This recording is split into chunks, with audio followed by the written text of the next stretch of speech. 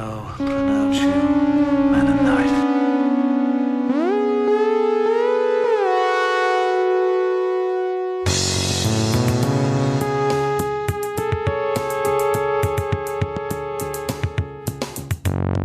See, we working on his brow chakra. We just sit back at the crown chakra.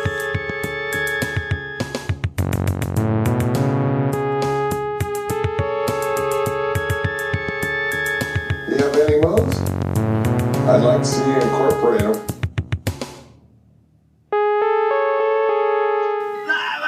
Welcome to Waxing the Porpoise. We are here to discuss episode 4, where we're talking about the 1992 film Thunderheart. This is obviously one Steve's never seen before, starring Val Kilmer, Sam Shepard, Graham Greene, directed by Michael Apted. You got Jim, G-Baby, G-String, along with my co-host Steve. How you doing, Steve? Jim, good to see you. Good to see you. Is this episode 4 now? It is. Number 4. Right on. Sweet. Keeping it going, yeah. How you been? Good, man. I was able to find this movie for free through Amazon Prime on Stars with a free week-long trial. When I was looking for it, for some reason I couldn't remember the name of the movie. I was like, I know it's not Dragonheart because you said, no, that's about dragons. Yeah, Sean Connery. So I am the last one. So I was like, is it Eagleheart? And so I looked up Eagleheart, and that is like a spoof, or it looks like a spoof movie with the main guy is Woogie from Something About Mary, or Chris Elliott. Sure, the cameraman from Groundhog Day. Chris Elliott, dude, Cabin Boy. And so I was like, all right, that's not it. I'm like, what the fuck is it called? Is it Lionheart? And so I look up Lionheart, and I'm like, oh boy, I wish this is what it was. Really? I've never seen it. Oh, friend, let me tell you, Jean-Claude Van Damme. Yes, that's right. From 1990, as you know, one of my favorite actors of all time. That's right. But I haven't seen like any of his movies. So 1990, Jean-Claude Van Damme, and just the description. An ex-French soldier begins participating in underground street fights in order to make money for his brother's family. I was in at that point. Still haven't watched it, but the tagline was, "When the streets are jungle, there can only be one king." I was jacked. Yeah, that sounds right up your alley. Hell yeah. All right. And then I remembered that it was Thunderheart and found it. So that was just a fun little aside. Right on. Yeah, I mean, like, the goal here is to, like, you know, pick films that you've never seen before that I champion, and that also are deep cuts, you know, like, I don't want to go with, like, surface level crap, you know, so I think Lionheart would fit into that category, and you've never seen it, so we can add that one to the list. Yeah, I wonder maybe add it to a list of, like, not classics, but, like, guilty pleasures or something. Yeah, I was thinking we could maybe do like a subset at one point, you know, like, I mean, there's even films I'd like to discuss, like, that I haven't seen in a long time that I know you've seen, like Lethal Weapon 2. I mean, fuck, that's one of the greatest films ever made. I'd get a kick out of talking about that too, so. Yeah, it's been a while since I've seen it, so it'd definitely be worth a refresher. Yeah, I feel I have to watch it, like, at least once a year, so I'm overdue by probably a couple years now, but. All right. Well, I had mentioned off air, I came across, this thing relating to Goblin Mode, that I wanted to share real quick, a fun little anecdote. This isn't actually Goblin Mode, and that term is related to something else. It's kind of like in the public consciousness right now. Maybe it's fading a little bit, but I think. Yeah, to be fair, I have no idea what he's talking about, so I'm going to learn along with anybody else who doesn't know. Okay, so this came from Kanye West right now is melting down, and it's awesome. I don't follow it super close, but it's fun just to check in on, even though he needs mental help. But he was with a gal for like 5 minutes, probably getting back at Kim K. And she was accused of going in like Goblin Mode. And she's like, I did not do Goblin Mode. And so, to be fair, I don't know what the fuck Goblin Mode is. So I just started Googling. I was like, what the fuck is Goblin Mode? I'm sure it has sexual overtones, like right off the bat, you know? But so I searched for Goblin Mode, and this is what I found. It's under the subreddit. It's on Reddit on the subreddit Confessions. And the title is, I like to creep around my home and act like a goblin. So I typed in Goblin Mode, and this is like the top of the list that I found. So I was like, okay, this must be Goblin Mode. So this user, Sasuke in SSBU, in the subreddit Confessions, says, I don't know why, but I just enjoy doing this. Maybe it's my way of dealing with stress or something, but I just do it about once every week.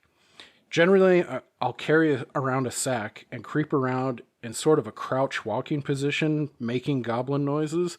Then I'll walk around my house and pick up various different quote-unquote trinkets and put them in my bag while saying stuff like, I'll be having that, and laughing maniacally in my goblin voice. Clarification, trinkets can include anything from shit I find on the ground to cutlery or other utensils in my home.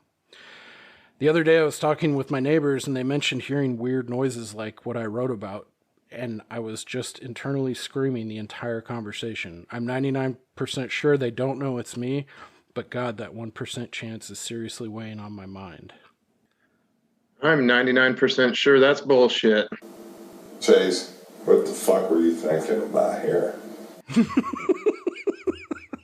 Dude, If that's real, I don't know.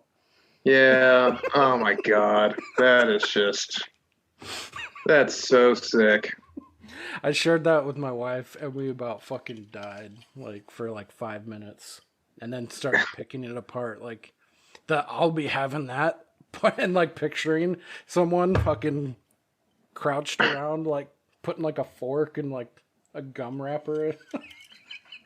I really hope that's not what they actually meant by Goblin Mode, and it's some other totally unrelated thing. Makes me think of the Dad and Step Brothers. I used to walk around pretending I was a dinosaur. Yeah. So my dad was like, "Get a fucking job. You're not a dinosaur." Exactly. Wow, that was a fun little visit to the pop culture corner. Jesus Christ. Oh, nice. All right. Yeah, I wanted to share that. I thought that was fun. We are now all dumber for having listened to that. Yeah. I award you no points. And may God have mercy on your soul. Exactly. All right. With that out of the way, we're going to dump into it. We're going to jump into Thunderheart. The FBI sent him here. The Badlands, South Dakota. What's my cover? No cover. To find a killer among these people. Now he must respect their ways and uncover the past. It's just a dream. You had yourself a vision. To discover the truth. It's hard to tell the good guys from the bad guys. Val Kilmer. Leave him alone! Sam Shepard. Just stick to the assignment, pal. Graham Greene. Thunderheart.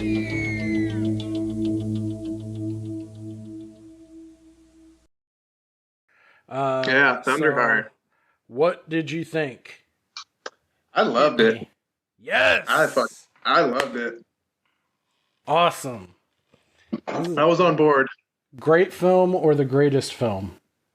I'd say great film. The only thing I didn't like about it was, like I mentioned, I was able to watch it for free through a 7-day trial on Stars through Amazon Prime. And the only thing I didn't like about it is the whole time I was watching it, I was like, I know the missus is going to fucking watch this. So I have to watch it probably with her again in the next 6 days or something, because she loves Val Kilmer.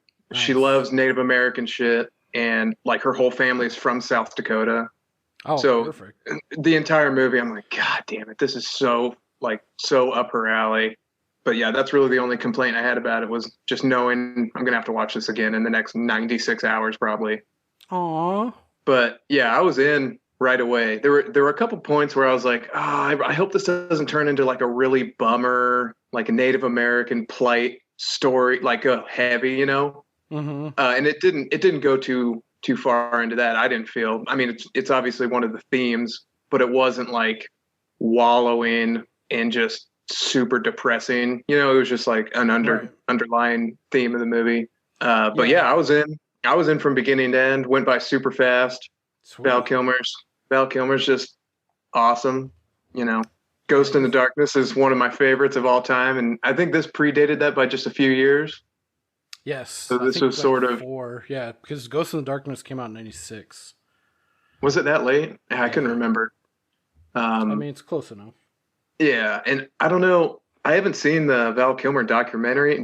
Have you? It sounds like it's pretty depressing. Like he can't even talk anymore. Or yeah, dude, I had no clue about like what was going on in his world. I feel like I thought he just kind of like fell off the map, and you know he had enough to just kick back and not have to work all the time. But yeah, I actually just saw that a couple weeks ago.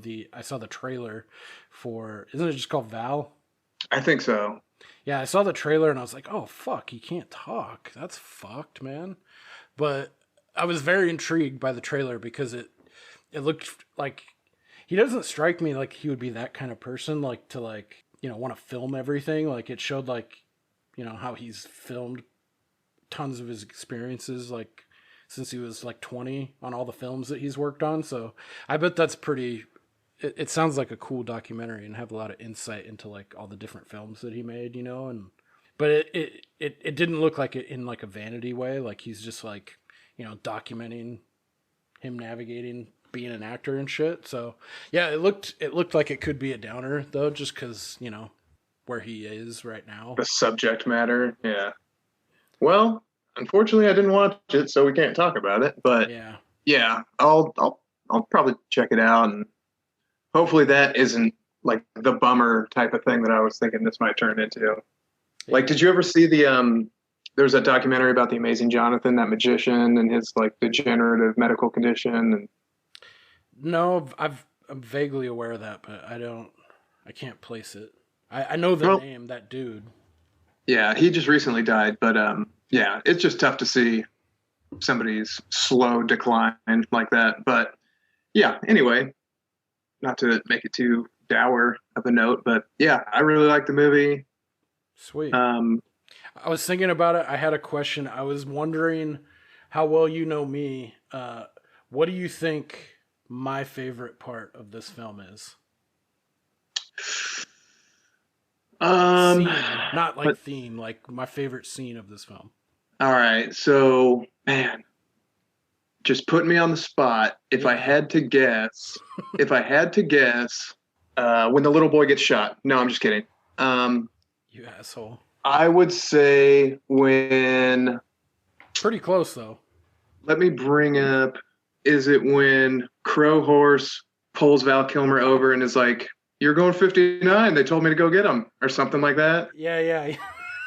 That's not it, but I really like that part a lot. Damn it.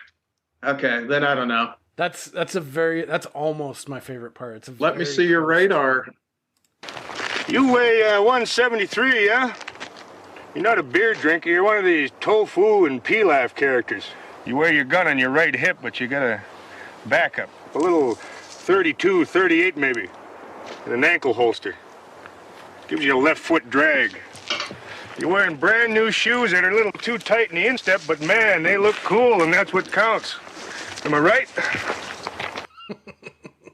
That's very close. The number 2 is Crow Horse pulling him over. That part's fucking awesome. And he's just like, "Fuck you." Yeah. No, my favorite part is... Well, those were 2 different parts. When he's talking about when he's talking about like the footprint and stuff early on, like, I guess he's 205, 210. That was pretty early on. Oh, and then it's a little ways later when he pulls him over and it's like, you can appear in court if you want to contest it, when he gives him the ticket. And then he's like, he has him follow him out to the grandpa's house to meet with him. Okay. So what was your favorite part? conflating those parts. So my favorite part is it's close to like when the kid gets shot. It's after that when he goes and he fucking confronts the goons, the government sponsored tribal committee or whatever they are. And he starts just wailing, fucking that dude up. And Fred Ward is like, you got to keep him on a fucking leash. Like that part was badass. How he just boiled over, you know. And then Frank Cattell, you know, his partner fucking grabs him and he's like, grab a fucking shower and get yourself squared away, you know. Like that part I really liked. I was like, yeah, fuck yeah. I don't think I would have guessed that. Really? Okay. Yeah, I just assumed you were thinking of some like funny turn of phrase or something where the guy's like, I'm FBI, full-blooded Indian. Like, oh, Jesus.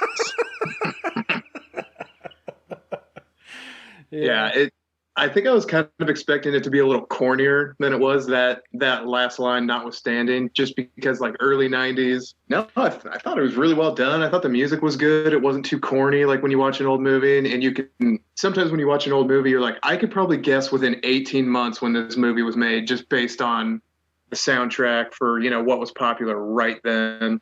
Right. And the scenery was super cool too. Like I didn't realize the Badlands were actually really pretty. Yeah. So that was cool. I like that a lot.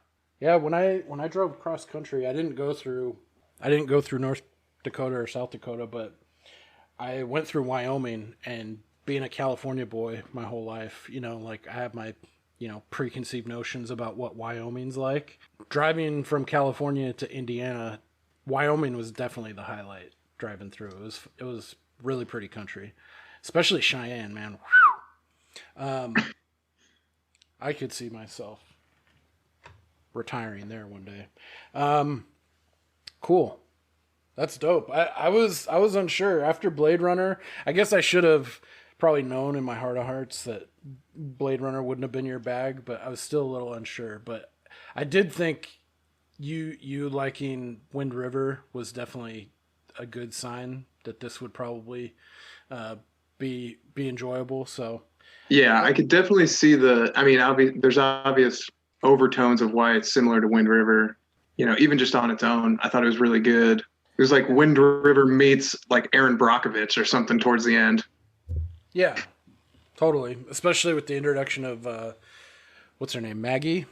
And that whole kind of like side story. I guess it's not really a side story. It kind of weaves its way through the main theme of the story, but like how they do that side trek into, like, you know, the water being contaminated, but that becomes part of, you know, the overarching story.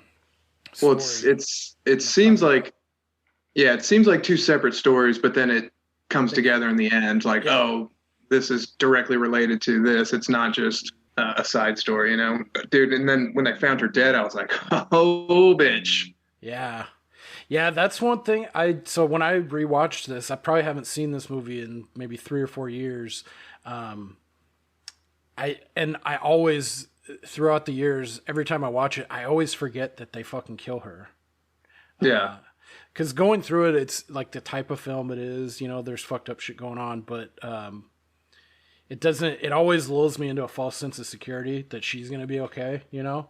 And so every time that there's not a lot of movies that do that, but they're this one for sure. Every time I'm like, oh fuck, they do kill her, goddamn. But yeah, I mean, instead of pussing out, you know, I think that's it was a good choice for the film. And two, I guess I should say, this film it's not based on a true story. That's not like included in the opening credits like a lot of films do. They'll be like based on a true story, but they change a bunch of shit, and so it's like night and day on what the actual story is. So that's kind of what this movie is. They just don't say, you know, based on a true story, but it's based on a series of similar events. So it's a fictional story, but they're pulling from a lot of like real life cases. Maybe they didn't, you know, go off from point A to point B in this manner, but like, well, there was that message at the beginning that's like, it wasn't saying this is based on actual events, but it said something about this is based on like multiple similar type stories that were going on around that same time. That's right. Okay. So I'll eat a little crow on that one, but I guess it's not a straight across, like they're retelling the story of X, you know. It's kind of an amalgamation of different true events. Whereas, like, an interesting part about this film, too, that I just learned about for this show was the director, Michael Apted. He actually, I don't know if, I think he did it in parallel and with his like screenwriting and producing team. They also made a documentary that also came out the same year in 1992. So they had to have done it in parallel, or maybe they had it in the can before. But it's called Incident at Oglala, which is a lot of that story is in here. Like the guy who plays Jimmy Looks Twice, John Trudell, he's actually like a big he's a big figure in like Native American affairs and like proponent for Native Americans in general. But he plays in Incident Oglala, the actual true life story. It's based on Leonard Peltier. I don't know. Did you do any research on him, or are you familiar with that name? Yeah, I looked into it a little bit to see, because I saw that while it is kind of like an amalgamation of different stories, there was kind of like a main one, and that's when I saw his name come up. Yeah. But I'm not super familiar with what the whole story was. Yeah, he's a super, him and the guy who played, like, I guess his like an amalgamation of his character, the Jimmy Looks Twice. Him and John Trudell are both really like super charismatic dudes, and are just like really well spoken. And I found them to be they're like super informative, and they're like the figureheads of, you know, Native American rights and like land rights and all that kind of stuff. So I was glad to like be able to dig into that and look at like what happened at the real story. I didn't watch Incident at Oglala, but I definitely intend to, because that stuff really interests me. So, but I liked that that there was so much in here that, you know, you can kind of, it's a springboard to looking at other events in our history with the Native Americans. So Yeah, and a fun little side note, the name of the actor who plays the kid who gets shot, his name is Sylvan Pumpkinseed. Sylvan Pumpkinseed. Sylvan, yeah. Sylvan Pumpkinseed. That's pretty rad, I'm not gonna lie. He wants a pumpkin. Okay, so I guess breaking this apart a little bit. So we got Val Kilmer, who is badass and everything, and he's a quarter Sioux Indian, and so like the theme of the movie or the story is he's an FBI agent. He seems like a young buck, and he's like, you know, ready to go make a name for himself, and he gets assigned to a case in, is it North Dakota? South Dakota. And he's basically like, you know, the FBI is trotting him out because he's a quarter Sioux, and they're hoping that, you know, they'll, whatever ends that they're working towards, that he's going to be, you know, he's going to buy them credit with the locals, with the natives there on the res. And then he's assigned to Frank Coutel, who's played by Sam Shepard, who's just like, you know, Johnny Law. He's got, you know, like all these accolades. So Val Kilmer's super stoked to be partnered with him and work with him. And then so there's a murder that happens on the res, and they go off to investigate it. What was your opinion of Sam Shepard's character, Frank Coutel? Yeah, I mean, he pretty much fit the bill for the type of character they were making him out to be. You know, kind of like a no BS. Doesn't really. I mean, he obviously didn't seem stoked to have Val Kilmer out there. No. Which, the way they sort of talked about his character, like, oh yeah, he doesn't like new, you know, he's an old dog and he doesn't like new tricks. But then I kind of want to think about it later.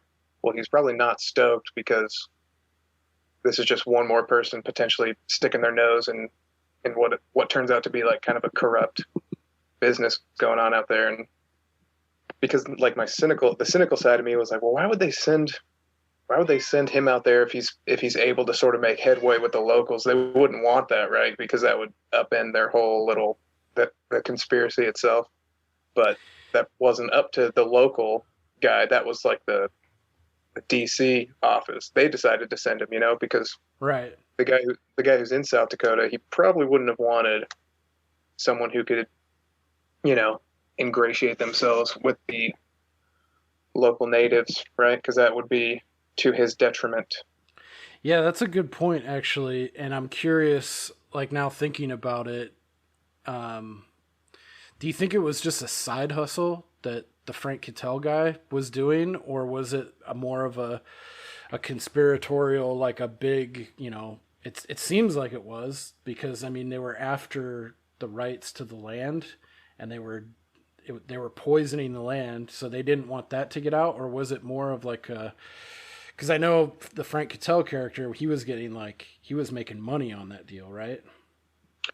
So I don't know about that, but my thought was, so you've got the pro-government natives and the, oh God, what was the acronym? The ARM? What did that stand for? ARM. Well, the real life version, it's called AIM, which is the American right. Indian movement. But I can't remember what the fuck ARM that's what I was for. confusing them to. Yeah, I can't remember what they use that for in the film. But yeah, so whatever, you'll find it and you'll correct me. But I mean, their job, the FBI's job, they're just trying to keep things, you know, smooth sailing. So obviously they prefer the pro-government natives because they're more likely to comply and just kind of live their lives out on the reservation. So they're just trying to quell any uprising. And sort of the flip side to that is, you know, if the federal government finds some valuable resource on this land, you know, that's part of his job too, is to secure that. So maybe it's kind of two birds with one stone, right? You're kind of quelling an uprising of insurgents, if you want to call them that, or rebels, or people who are just trying to buck. Well, sometimes they have to kill us. They have to kill us because they can't break our spirit. While at the same time securing what seems to be a pretty valuable natural resource. And maybe the Kittel guy, maybe it's like, you know, we don't want to know what you're doing, but like, you know, he's one of like the doers, you know, that's going to get his hands dirty, and then they can have like, you know, plausible deniability. Maybe. Yeah, I don't know. If he's a Fed, he's basically just an agent of the state, whatever the state wants him to do. Yeah, I thought he played a good bad guy. He did, and it wasn't like, you know, you see those characters they seem to be good, but then they turn bad. And when you look at them, it's like, okay, they just seemed bad the entire time. So this wasn't really a great reveal.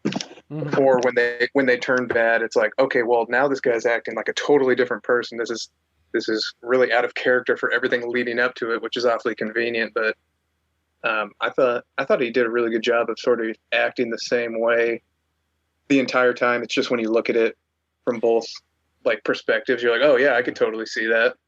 Yeah, it's only once you have more information about what's going on, like, oh, that's why, or maybe not that's why he's acting this way, but you're just able to see like more of the nuance, you know, into what because he's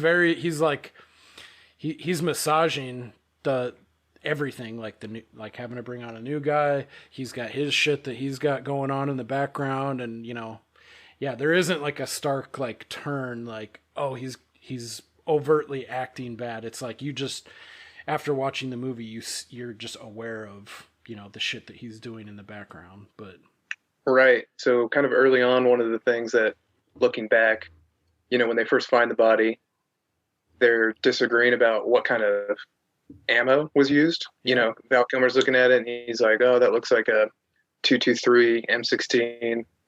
And he's like, "I don't know, it looks like a 30-30 lever action," which seems kind of strange. Like, I mean, if you're really good, you could probably guess the caliber, but you're not going to guess like, "Oh no, that was a lever action," not like, it's just kind of funny. yeah.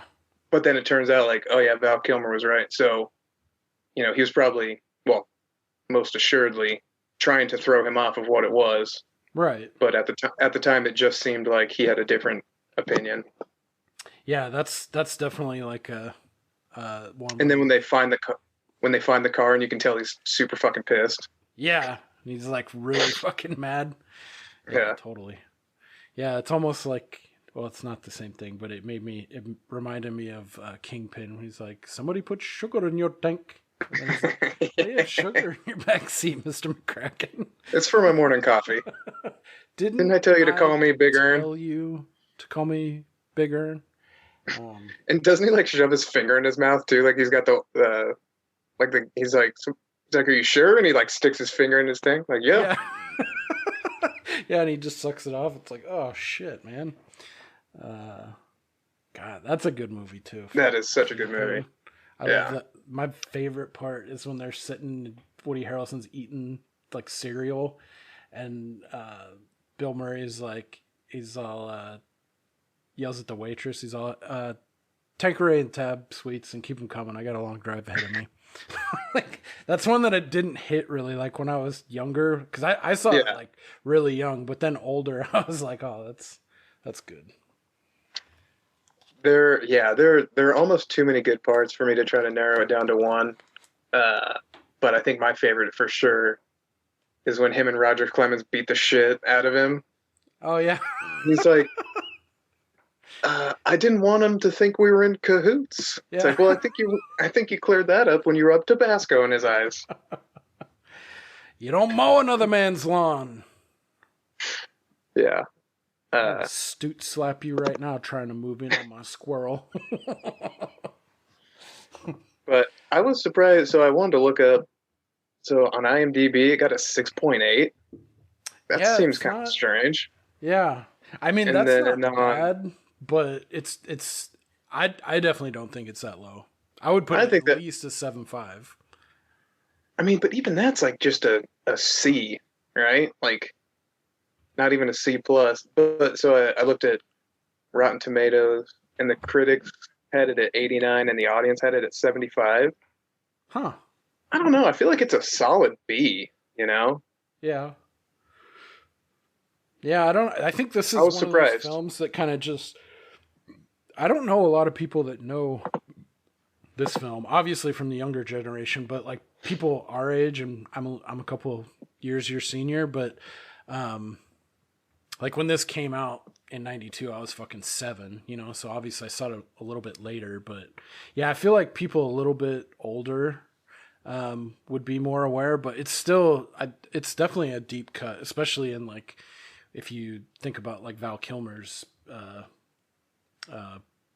work, it's not a lot. That's, you don't think about, you think Top Gun and Ghost in the Darkness and Tombstone, things like that. Yeah, Heat. That's probably the biggest one. Yeah, I'd never even heard of this one before you mentioned it. Yeah, I like this because there's so many films like that just seemingly fall through the cracks, and this is one that I remember watching pretty young, like maybe it had to have been 11, 12-ish, somewhere around there, and I was like, dude, that was fucking badass.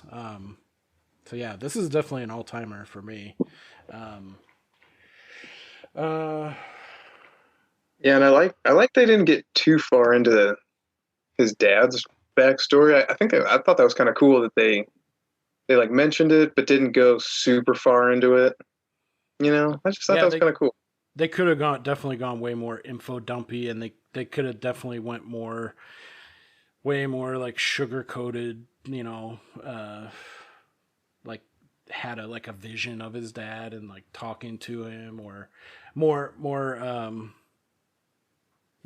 expository, like, and him like breaking down like, oh, I actually love my dad, and like, Yeah. they definitely could have gone hard in that direction, but yeah, I agree that I think what they put in like was enough to capture like why he was ashamed of being Native, and two, just like the personal relationship with his dad, like, like having that kind of angst and resentment for him dying, for him. Did he commit suicide, or was it? They said the dad drank himself to death. Okay. Well, yeah. So they didn't go too much into that, but they didn't info dump on that. But I feel like it struck a chord. Like, okay, I can see why he would like be resentful and like, because he drank himself to death. He lost out like on a whole lifetime with his dad. But yeah, when the old man was like having that vision of him like seeing his dad on the playground and ignoring him. Yeah. And you could tell it was clearly hitting him like, oh fuck, that's exactly what happened. Yeah. You're hitting me deep. I thought that was pretty cool. Yeah. Yeah. And they didn't need to like belabor it by, doing a flashback or something to it actually happening. It's like, okay, yeah, no, we get it. Just like kind of the look on his face acknowledged like, oh shit, yeah, that actually did happen. And now we're moving on to the next thing. So I wanted to, before I forget, and so it's at top of mind. What's your? You probably like this guy, I'm assuming, but I liked Graham Greene, who played Crowhorse. Oh yeah, I like him a lot, and he was also in Wind River too. He was pretty good. Yes, he was. Too. Yeah, I noticed that. Similar character, but not quite as. I think he had a little bit more to play with in Thunderheart for sure. Yeah, because in Wind River he was the older. Wait, was he the dad? No, he was he the cop? Was the older tribal police, like the gotcha. Chief, I suppose. Yeah, that was a good one. Yeah, I like Wind River a lot. That one caught me by surprise, like completely. Yeah, same here. Yeah, I definitely like if I'm in that kind of a mood. I mean, it's a pretty narrow subgenre of like Native American true crime, but I think these two would be a good doubleheader, like Wind River and Thunderheart, or vice versa. But yeah, Graham Greene's fucking awesome. I really liked his like how they introduce him, and like he's like made to be kind of like the fool, at least maybe if through like Frank Catel's eyes, because at the beginning, you feel like, oh, okay, Cattell is like the sage, like he's the fucking no bullshit, like the badass cop who's gonna be, he's taking Val Kilmer under his wing, and they're gonna figure this crime out, and he thinks Crowhorse is just a fucking, a buffoon, that he's like, let the real cops figure this out, but as it progresses, it's like, dude, yeah, Crowhorse is fucking on it, like from Jump Street.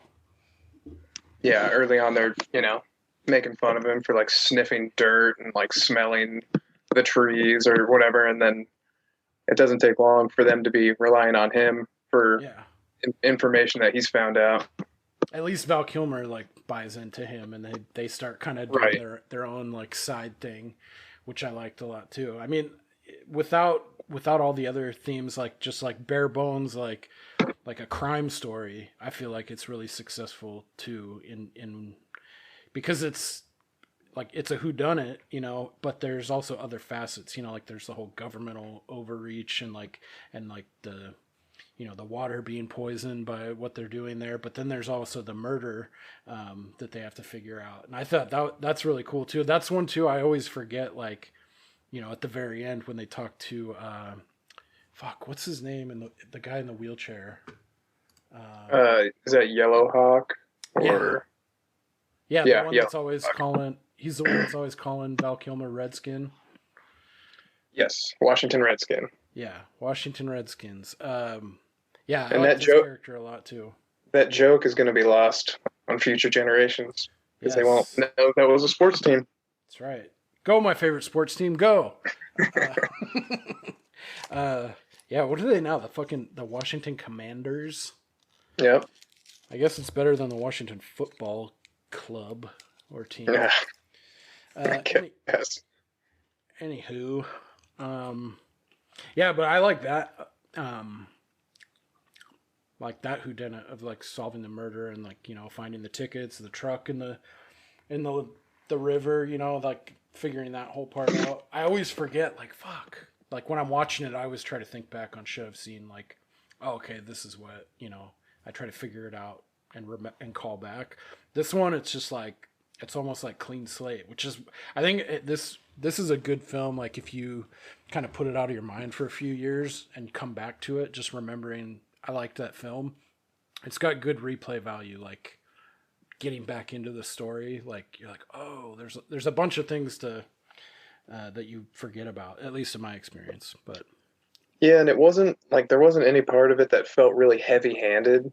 Like I hate it when you're like watching something and it's pretty clear they're trying to sort of steer you in a direction of thinking, you know, like, well, here, like they introduce some new character and he seems really shady. And it's like, oh, who's this guy? It's like, this was just kind of a really well-told story. And even some of the like Native American mysticism stuff with like the visions and all of that, none of that was like way over the top, you know. I thought it was like just right as far as, you know, it wasn't some wacky caricature version of, you know, that right. Side of their culture or whatever. So yeah, I enjoyed it. It was understated. Yeah, they definitely could have gone hard in that direction, and that was like thinking about it. That was probably the part that I thought was gonna make or break it for you.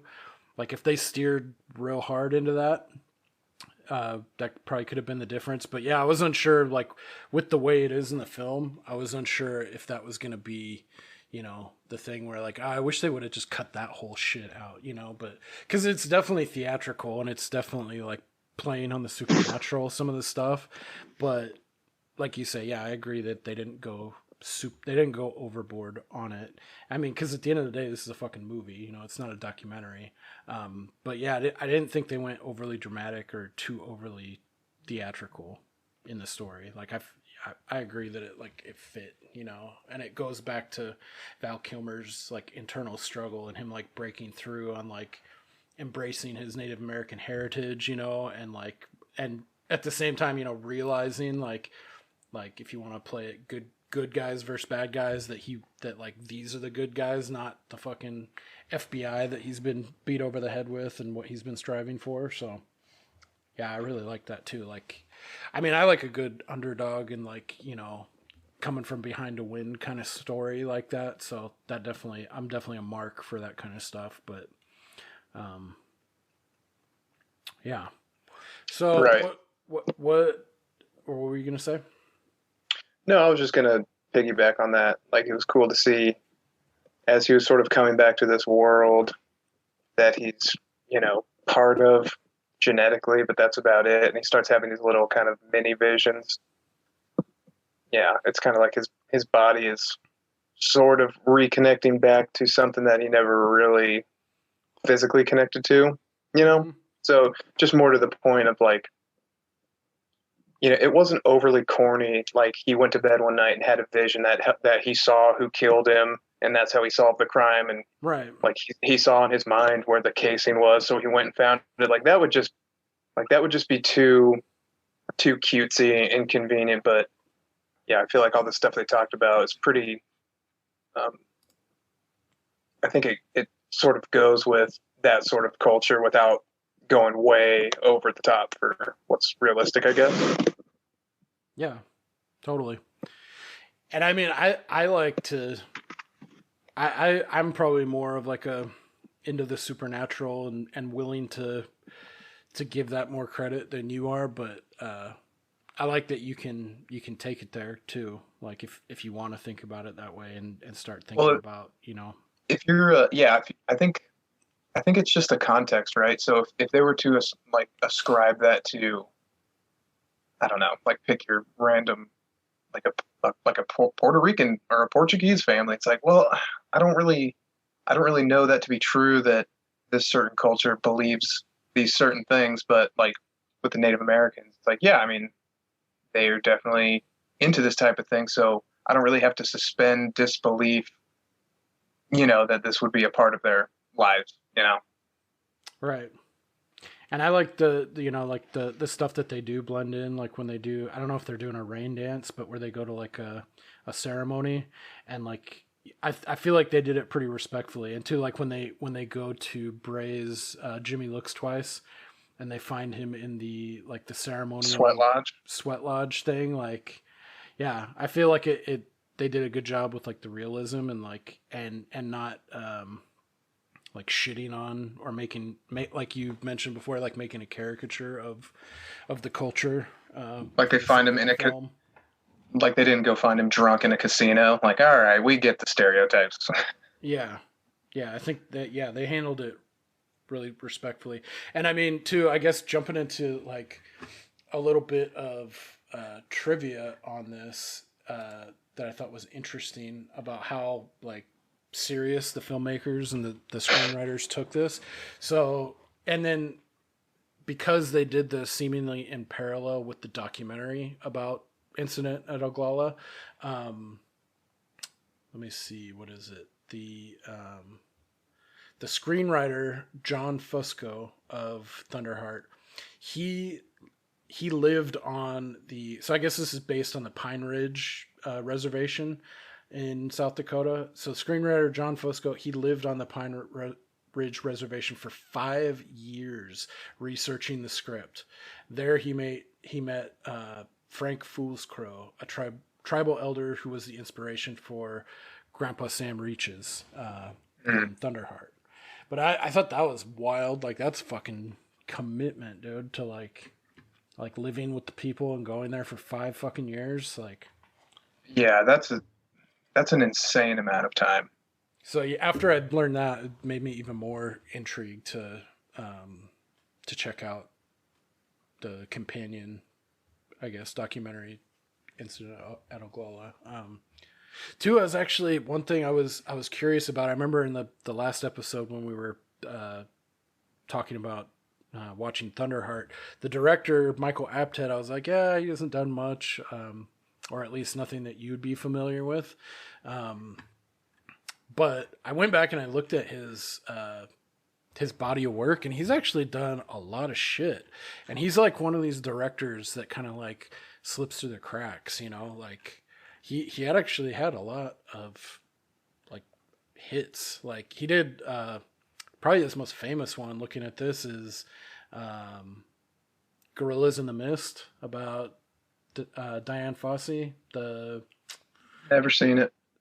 You might know that one's based on a true story for sure. It's with Sigourney Weaver. She plays Diana Fossey, she was like a big environmentalist, maybe zoologist, and she studied gorillas in the mist.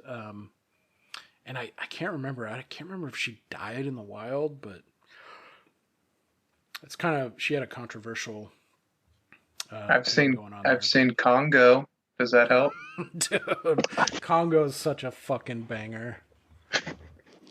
I love that fucking movie. The only thing, I think I saw it probably in like 97 when it came out. The only thing I remember is the person like reaching over their shoulder and pulling over the eyeball. Oh yeah, that's Bruce Campbell. I thought it was a lady. Army of Darkness. Yeah, very good. Nice. Never seen it. I've seen Evil Dead 1 and 2. You have? Yeah. Dude, that's wild. I wouldn't have thought that you'd seen those. That's great. Those were very popular movies among like punk rock kids when I was growing up. Like the Evil Dead movies and even Army of Darkness. I just never watched it. I would say Army of Darkness you can just leave that there, and yeah.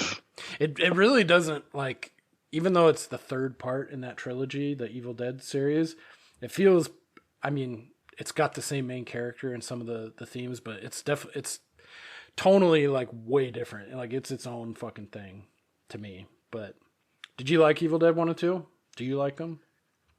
Yeah, I mean, it's been a while since I've seen them. Yeah, I think I definitely prefer the old school scary movies.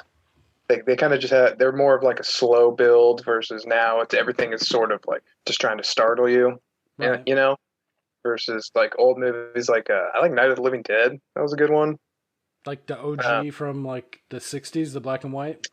Yeah, or like the old, um, yeah, like some of the old zombie movies where it's like just slower pace. They're not running after you. If the fucking zombies running after you, you don't have any chance. But when they're just kind of lumbering after you, Like the remake more that they suspenseful. did with Ving Rhames, the ones where Yeah, like the Day of the Dead, and did. Yeah. Night of the Living Dead, all that. Right on. Yeah, I'm curious. Like, Yeah. so you're not a big horror guy, though, right? No, not really. I mean, I've seen a lot of the or a handful of the Friday the 13th, Nightmare on Elm Street, Halloween, but definitely not all of them, and definitely not like a huge follower of them. I'm excited to get into like if we're still doing this in August, September, October to get some good horror deep cuts in that mix. For sure. Yeah, that's wild. I wouldn't have thought that you'd seen any of the Evil Deads. I'm an enigma, Jim. Doesn't make much sense. All right, so yeah, going back to this dude, Michael Apted. So he did Gorillas in the Mist. I thought you would have picked up on that, but he also did. This is a fun one. One of our former coworkers that we knew in the real world, Joe. Remember how I used to talk about Coal Miner's Daughter? Yeah. Love that fucking movie. Yeah. This guy did Coal Miner's Daughter. Have you ever seen that by chance? No. It's actually a pretty good film, but it's funny between you and I because the dude who likes Coal Miner's Daughter is like the last fucking person on earth that you would figure. Like, it's not his style of movie at all. It was so funny though to hear him be like, "Oh, Coal Miner's Daughter? Fuck yeah, that's oh shit, badass!" Like that's a good flick. Yeah. Dude.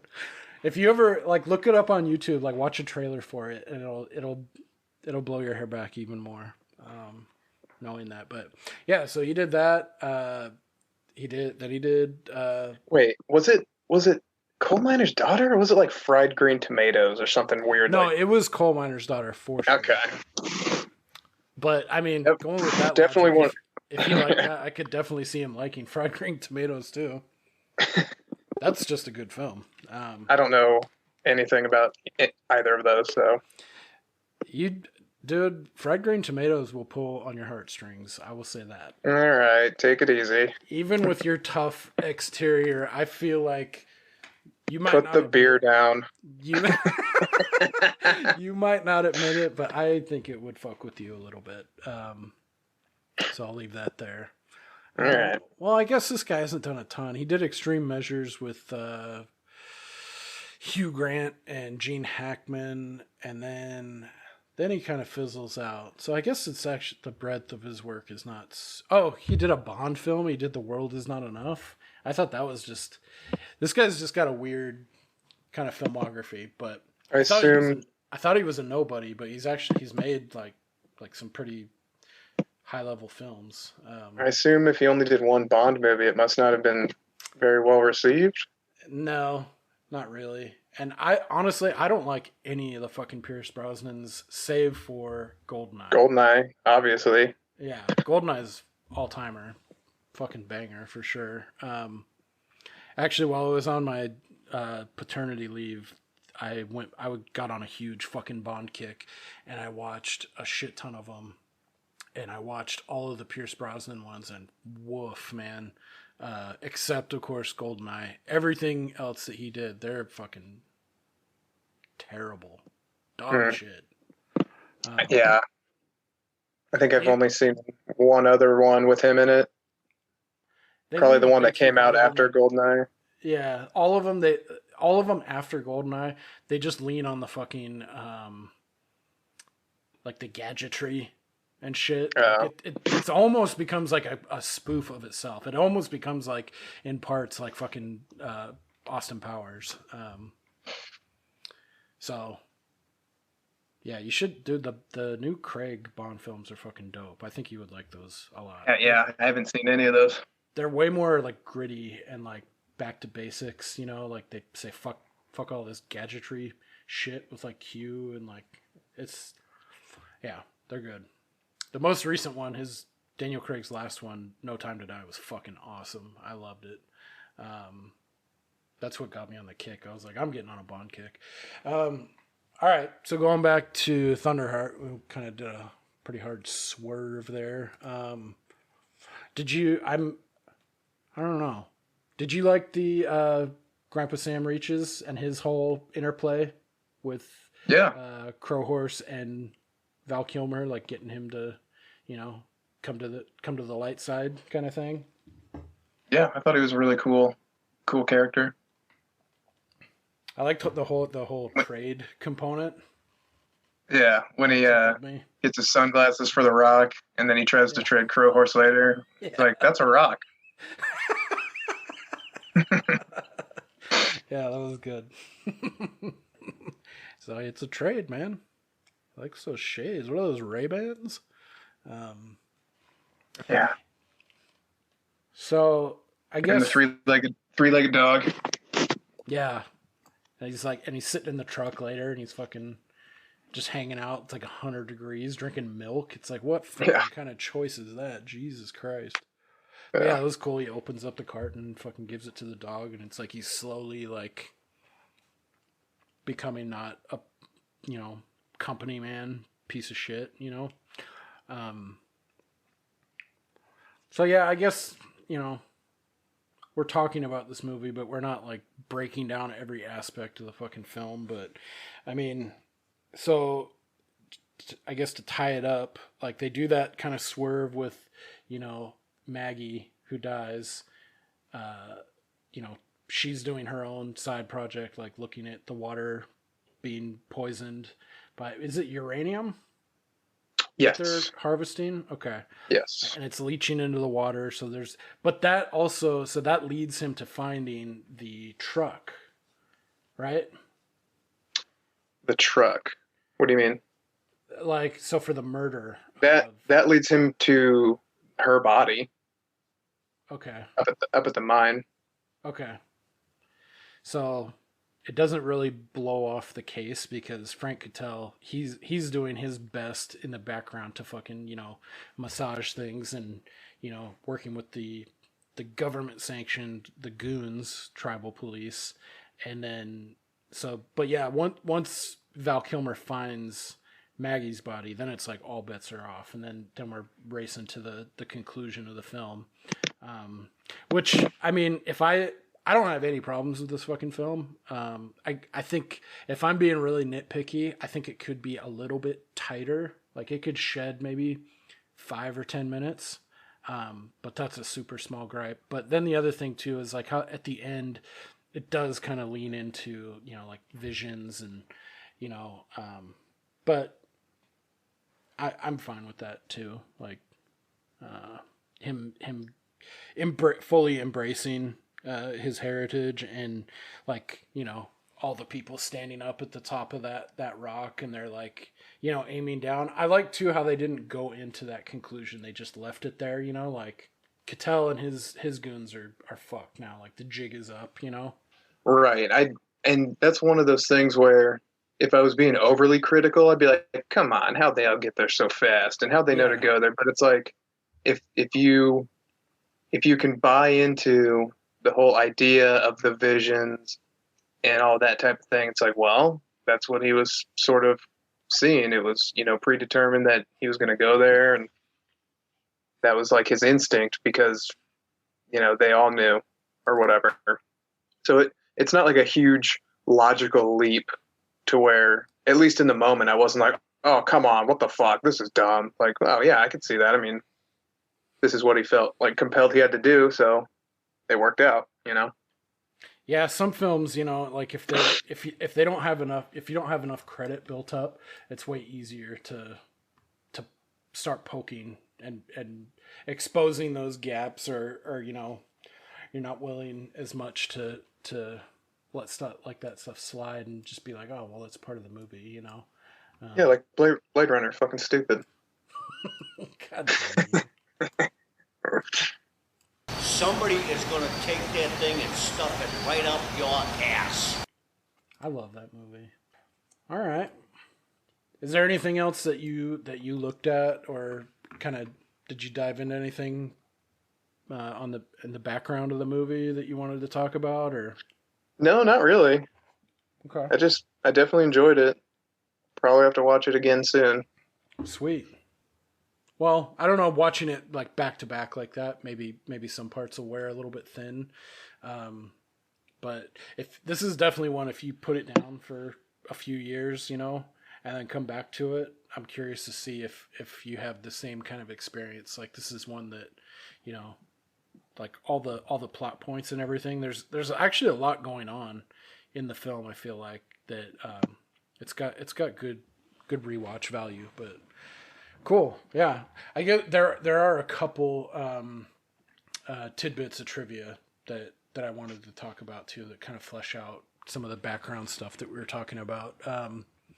So going back to how like this isn't a full on, this is a true story of this. So the movie is actually, so it's a quote unquote thinly veiled account of real events that occurred on the Pine Ridge Indian Reservation during the early to mid 70s. And this is, going back to the real life figure Leonard Peltier, who anybody listening, I'd highly recommend looking into Leonard Peltier. He's a super charismatic dude, and is played by, like, his film kind of counterpart is the guy who plays Jimmy Looks Twice, who also John Trudell. He's a super charismatic dude. He's actually got his own documentary called, I think it's just called Trudell, and it just goes up into his his adventure in life of navigating, like slowly over time, like the Native Americans losing more and more of their tradition, and like assimilating more and trying to keep the tradition alive. It's really good. That's a good documentary, is Trudell. But so yeah, this is based on the exploration for uranium by the U.S. government, the disease that was caused from irradiated water, AIM, which is the American Indian Movement, and the traditional natives. These traditional natives fight against the tribal government, who are called, the acronym is GOONS, the Guardians of the Oglala Nation, and them being assisted by the FBI and working with the FBI. They were provided weaponry, other assistance, and things that are referred to in Thunderheart. I guess the director, Michael Apted, he did some extensive background on the reservation on Pine Ridge and talked with the people, and I guess they're really happy with the portrayal of some of the events and the way that he did it. So good on him. Yeah, you would hope so. Yeah, because you said it was the screenplay writer who spent 5 years there. Yeah. Yeah, I'm assuming a lion's share of that was put into the parallel documentary, but I mean, he worked on this too, so you can definitely see the reverence for the culture and the plight. Filming was done with the full support of the Oglala Sioux people, who trusted Michael Apted and John Fusco to express their story. Oh, here's some. This is kind of curious. I always like looking at this, like who was originally, like, they were thinking about for certain roles. So originally they were thinking about Robert De Niro, Scott Glenn, Dennis Hopper, Tommy Lee Jones, Harvey Keitel, Jack Nicholson, and Al Pacino were considered to play Frank Keitel. Oh, I thought that's who you. I thought you were going to say that's who they were considering for Val Kilmer's role. Kilmer? No. Yeah, I mean, that makes sense. A lot of those guys I just rattled off are kind of old hands, so I don't know. I liked Sam Shepard a lot. I mean, he's a good actor in his own right, but he doesn't have, I don't think, the same kind of brand recognition as any of the people that I just rattled off. Probably only to, like, people that are over, like, my age, like 37, like, and beyond, are more familiar with him, whereas people in their 20s and 30s know Al Pacino and Robert De Niro and maybe even Dennis Hopper in that mix. But yeah, I didn't recognize this guy from anything, so that jives with what you're saying.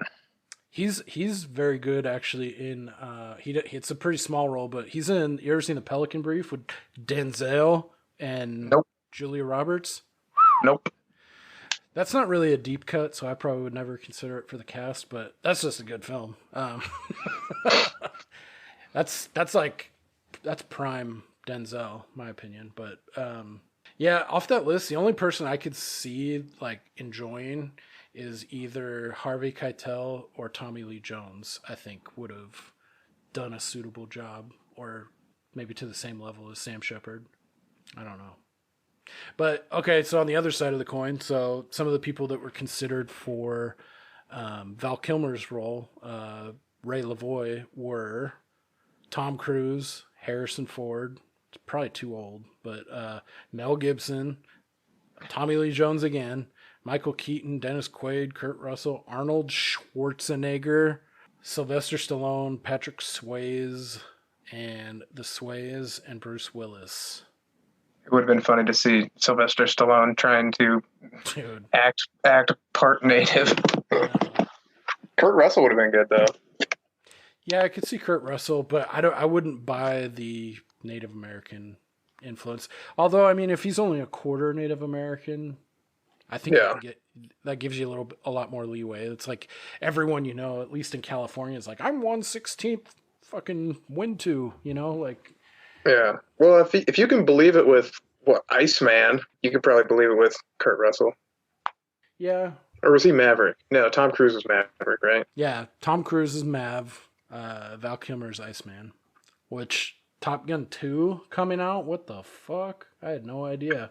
I thought that got buried in development hell, but I thought Val Kilmer's in that. I don't know. I mean, I feel like they've been trying to get it out for years now. I don't know if that was a COVID delay or what, but I think that just exacerbated things, but for sure.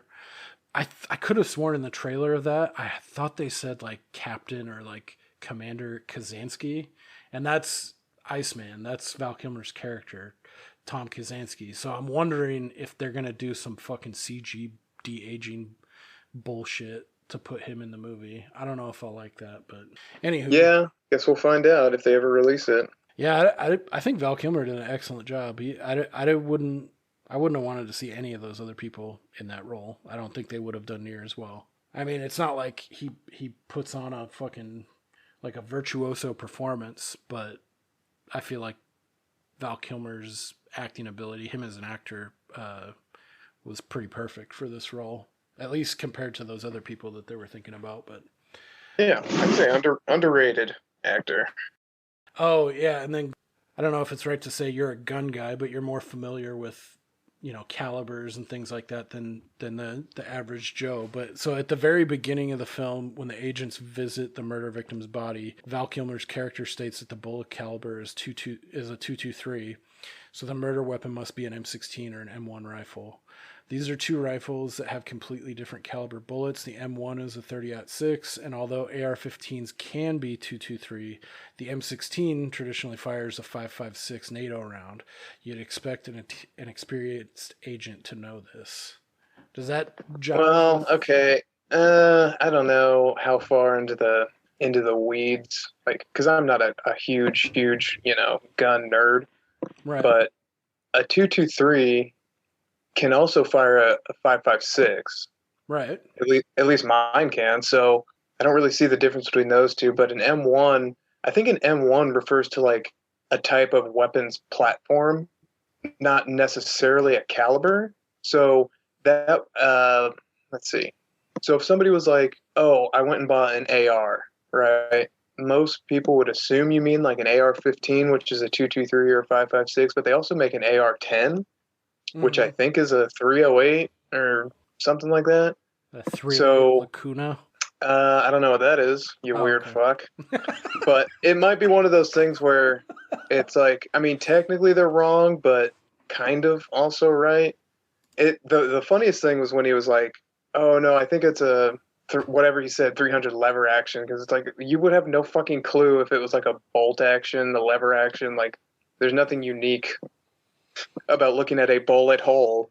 And especially if a guy took 5 in the back close together quickly, I think you could reasonably infer that it wasn't a lever action. It would be some sort of fully automatic Right. Or even a semi-auto that you can pop off 5 rounds real quick. Probably not as fast as a lever action. Right. But yeah. It's just one of those things. That's probably getting into nitpicky territory, but anywho. Right. Well, yeah, and I'm sure there's like real gun guys who would take it like a step even further. Like, they weren't using that weapons platform in Vietnam. That wasn't until, whatever. All right. But I didn't. Yeah. Cool. So I see this as a complete win. Yeah, I really enjoyed it. Thunderheart. You know what I was thinking I should start doing too is I should start like grading like the movies, whether or not like, it's a thumbs up or thumbs down for you. And maybe if we did like a retrospective, we could see what I'm shooting at, like a 70% like enjoyment rate. Right. Yes. I think, what are we now? We're 2 out of 3. Yes. Okay. So we're at a 0.6 repeating. All right. Once we get maybe like 10 or 15 episodes in, we can really see how I'm doing, but cool. So I'm glad you liked it. Let me know what your old lady thinks too, because oh yeah, I'm sure she'll dig it. Sweet.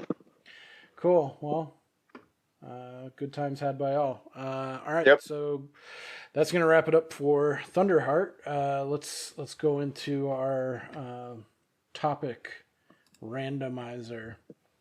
All right, so the next topic, we're going to be bouncing back to an element of the unexplained or true crime, some kind of mystery that's going to be a fucking deep cut. That's the other thing, too. We're not going to talk, and I mean, more power to you if you want to do a podcast, and we're not covering the fucking Dyatlov Pass. We're not covering fucking Ted Bundy or John Wayne Gacy. We're not doing all that fucking surface level shit that's been done a billion times.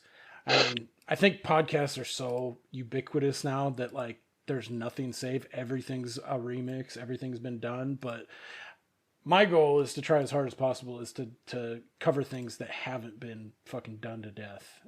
So yeah, that's kind of the like a disclaimer about like when we're like, talking about true crime. They're going to be true crime, but they're also going to have like a tinge at least of like some kind of weird fucking aspect to it, because that's what really blows my hair back. So and I mean, fuck, true crime podcasts are a goddamn dime a dozen if you want to find something out about Ted Bundy or the fucking Green River Killer or whatever, right. Yeah, no, I agree. Sweet. Cool. All right, so the next topic, lesser known but still interesting things to look into. Yeah, there's got to be enough meat on the bone for us to fucking like research and talk about for an hour, but I don't want to be going like so deep that I have to fucking spend a month trying to figure enough content out. But all right, so the next topic is concerning this is very topical right now too. Johnny Depp and the Viper Room. This is one that ever since, kind of like with Jason Simpson too, ever since I heard about this, I was like, oh man, that's fucking awesome. And I've researched a little bit. I haven't gone out into as deep waters as I'm gonna get for researching this one. And I think this will be one.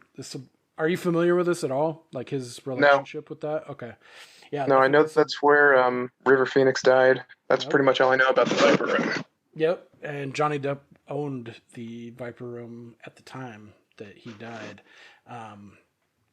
And well, I'm not going to get into it now, but I think that'll be a fun one for you to like look into and see what the significance is. But yeah, so we'll be talking about Johnny Depp and his ownership of the Viper Room and specifically his relationship with his business partner, Anthony Fox, who is still missing to this day. Oh, interesting. Yeah, so I'll leave it there. You'll find out, and then we'll talk about it next week. Did you hear Amber Heard pooped in their bed? That came out during. Sick. That's going full Goblin. Yeah, that's fucking Goblin Mode. That's what that means. That's a variant. Yeah. The old Cleveland steamer, Alabama Hot Pocket, glass bottom boat. Anybody else want to get the fuck out of the break room? Cool. So yeah, I'm really excited to talk about that. If you guys want to jump into it, just Google Johnny Depp Viper Room or Johnny Depp Viper Room Anthony Fox, and yeah, it'll open your eyes. Cool. Super excited to talk about that. So, all right. Well, without further ado, that's going to do it. This has been Waxing the Porpoise. If you want to send us an email, you can reach out to us at wax@waxingtheporpoise.com. We're on Instagram, Waxing the Porpoise, Twitter, Waxing the Porp. That'll do it for us this week. Y'all take care. Thanks, y'all. Fucking filthy, dirty, fucking cockfucker.